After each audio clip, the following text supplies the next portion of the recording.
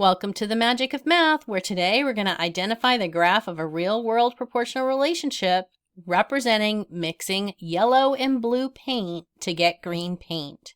Here we go. Our question today says that an artist makes green paint by mixing 1 ounce of blue paint for every 3 ounces of yellow paint.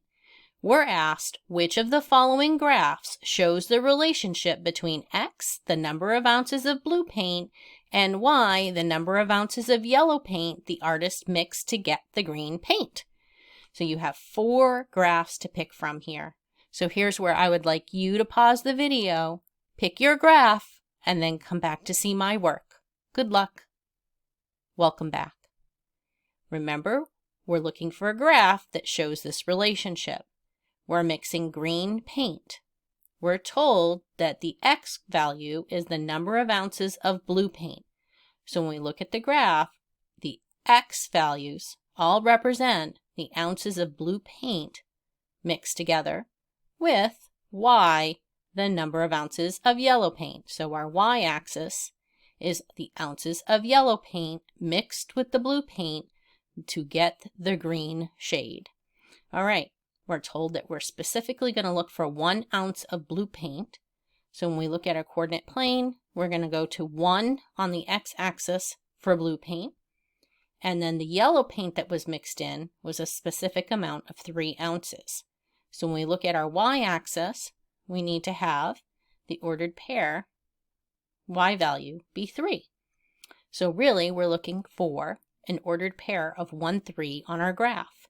So if we look at graph A, we can see that it does not even begin at the origin. It's saying that for you only ever put 1 ounce of blue paint in, and then you can pick any amount of yellow. So we can rule out graph A because that's not showing a specific shade of green. We're just going to always put in 1 blue and any amount of yellow.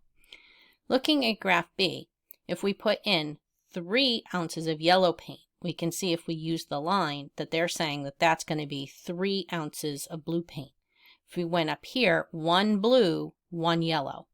So that might make a shade of green, but not this specific shade of green, so we can eliminate graph B. Looking at graph C, 3 ounces of yellow paint over to our line and down would be 8 ounces of blue paint. If we went from 1 ounce of blue paint, we can see it's not even a full ounce of yellow. So it's not graph C. Looking at graph D, 3 ounces of yellow paint down to 1 ounce of blue paint. So 1 ounce of blue to 3 ounces of yellow paint. We have our graph. It's graph D. We can determine that this relationship is represented by this graph. And there you have it. That's how you identify the graph of a real-world proportional relationship, talking about mixing yellow and blue paint to make green. Thanks for joining me today at the Magic of Math, where we continue to master math 1 video at a time.